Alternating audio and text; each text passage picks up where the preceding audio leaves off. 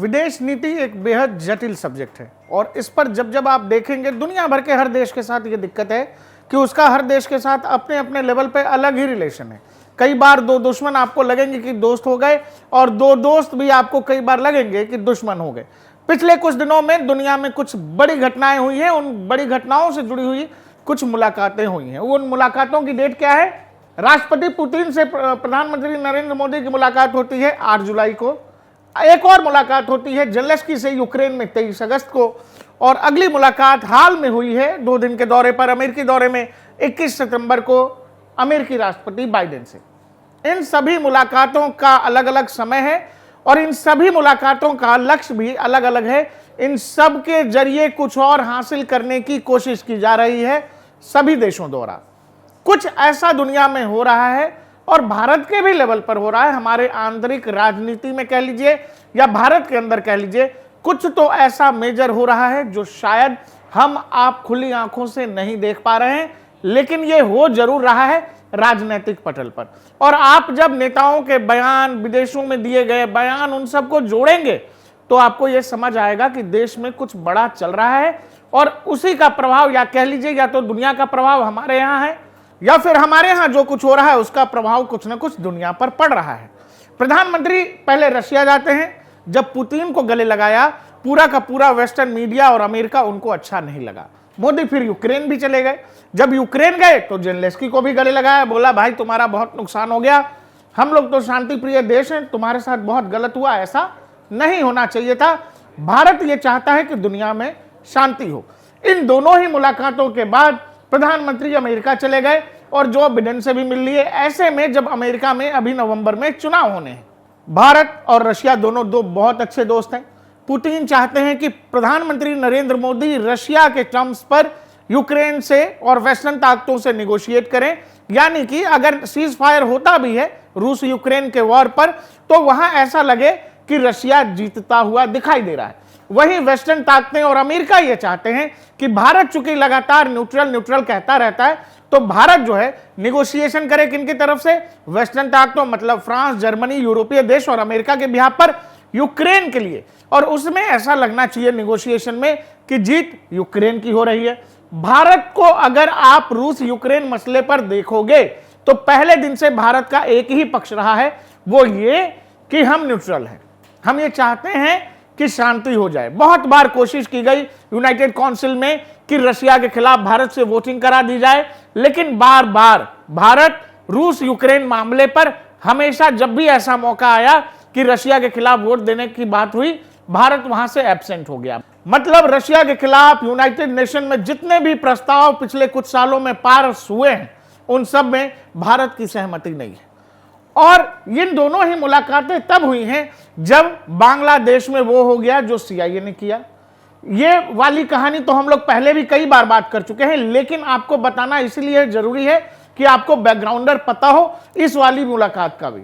ये दोनों मुलाकात जरूर है कि एक तो इंडिया काफी ऑयल खरीद रहा है रशिया से, और दूसरा ये कि इस वॉर के जरिए जो है एक भारत की छवि भी है पूरी दुनिया में कि भाई भारत किसी का पक्ष नहीं लेता, जो सही बात होगा वो कही जाएगी। ये स्ट्रांग लीडरशिप है। और ऐसे में प्रधानमंत्री नरेंद्र मोदी लगातार तीसरी बार जीत करके आ गए। और ये निगोशिएशन जरूर चल रहा था, लेकिन ये सब कुछ डाउन ट्रैक चला गया तब जब बांग्लादेश में वहां पर सीआईए और आईएसआई दोनों ने मिलकर एक मेगा ऑपरेशन चला दिया और रिजीम चेंज हो गया। शेख हसीना देश छोड़कर हमारे यहां आ गई और इससे भारत की विदेश नीति एक तरह से कह लीजिए 360 टर्न हो गया। और इवन भारत और चाइना टॉक्स भी होने लगे। अचानक से एक खबर आ जाती है क्या कि गलवान, लद्दाख, इन सभी रीजन में जो पिछले 2-3 साल से वहां स्टैंड ऑफ था पीएलए और इंडियन आर्मी का, दोनों सेना अपनी अपनी जगह से पीछे हट गई। ये खबर अचानक आती है। इस खबर का मतलब है, वो खबर इसीलिए आती है कि भारत एक तरफ से यूएस को यह मैसेज दे रहा है कि अगर आपको यह लगता है कि एशिया रीजन में या साउथ चाइना सी में, इंडो पैसिफिक ओशन में अगर इंडियन नेवी या भारत चीन के खिलाफ खड़ा होगा अमेरिकी हितों को देखते हुए, तो अमेरिका को यह समझना पड़ेगा कि आप अगर हमारे पड़ोस में कुछ कर रहे हैं तो उसकी जानकारी हमें होनी चाहिए।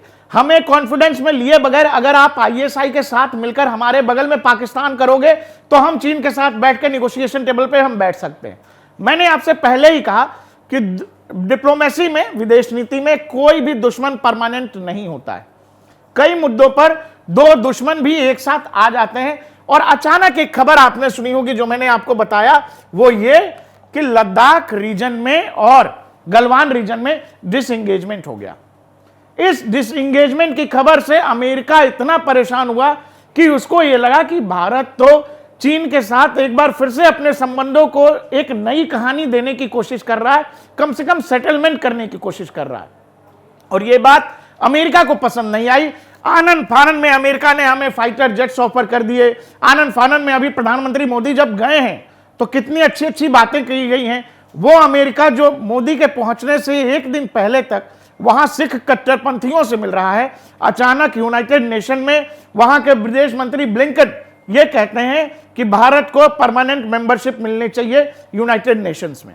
ये अच्छी अच्छी बातें, बढ़िया बढ़िया बातें। 300 से ज्यादा प्राकृतिक मूर्तियां जो हमारे यहां से चोरी हुई थी वो सब अमेरिका ने लौटाया है।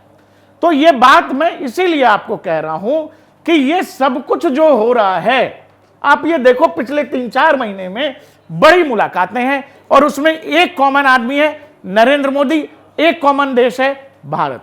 वो इसीलिए क्योंकि भारत एक तो दुनिया का सबसे बड़ा मार्केट है, दुनिया की चौथी सबसे बड़ी उभरती हुई आर्थिक ताकत है। आप उसकी आवाज को निगलेक्ट नहीं कर सकते, इग्नोर नहीं कर सकते।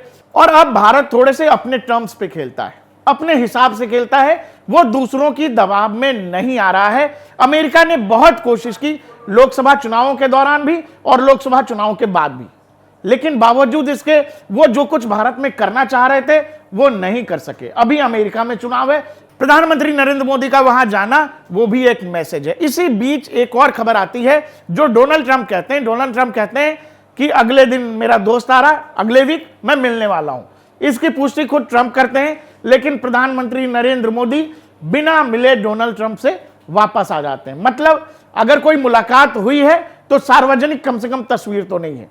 और प्रधानमंत्री नरेंद्र मोदी और ट्रंप की मुलाकात होती तो जरूर तस्वीर भी बाहर आते, यानी मुलाकात नहीं हुई है। आखिर अमेरिका में ऐसा क्या हुआ कि प्रधानमंत्री नरेंद्र मोदी और ट्रंप की मुलाकात नहीं हुई, जबकि ट्रंप ने कहा था कि प्रधानमंत्री आ रहे हैं, वो बेहद अच्छे हैं, सुप्रीम लीडर हैं, उनसे मेरी मुलाकात होनी है। मैं बहुत सारी बातें इसमें, एक एक मुलाकात में आप कहेंगे तो कई घंटों का लेक्चर हो सकता है और हर तस्वीर के पीछे अलग अलग डिप्लोमेसी की कहानी है। एक और बात आप देख लो कि जेलेंस्की से अभी अभी मिले ही थे यूक्रेन में। जेलेंस्की जब अभी गए हैं वहां पर, प्रधानमंत्री 2 दिन के दौरे पर, जब बाइडेन से मुलाकात हुई है, जेलेंस्की से भी मुलाकात हुई है। मतलब पिछले कुछ दिनों में ही प्रधानमंत्री की जेलेंस्की से 2 मुलाकात हुई है। अब आप कहेंगे कि पुतिन से तो एक ही मुलाकात हुई है, लेकिन जब पुतिन की बात करेंगे तो आप ये वाली तस्वीर मत भूलिएगा। अमेरिका आने से पहले एनएसए डोवाल कहां गए थे? एनएसए गए थे ब्रिक्स की मीटिंग में रशिया, वहां पुतिन और इनकी मुलाकात हो गई थी और बकायदा प्रधानमंत्री का मैसेज लेकर के गए थे। और उसके बाद जो कुछ भी मैसेज पुतिन की तरफ से होगा, एनएसए ने देश के प्रधानमंत्री को बताया होगा। मतलब एक लार्ज स्केल पर नेगोशिएशंस चल रहे हैं रूस यूक्रेन वॉर को लेकर। अब इसमें एक और कहानी लास्ट खत्म कर देता हूं, वो ये, एक पक्ष है जो चाहता है युद्ध रुक जाना चाहिए, एक दूसरा पक्ष है जो यह चाहता है युद्ध नहीं रुकना चाहिए।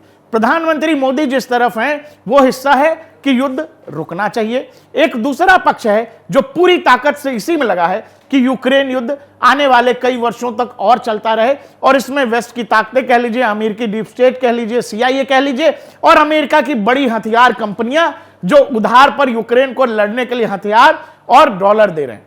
और यह युद्ध जितना लंबा चलेगा उनको लगता है कि उनके लिए यह फायदे का सौदा है।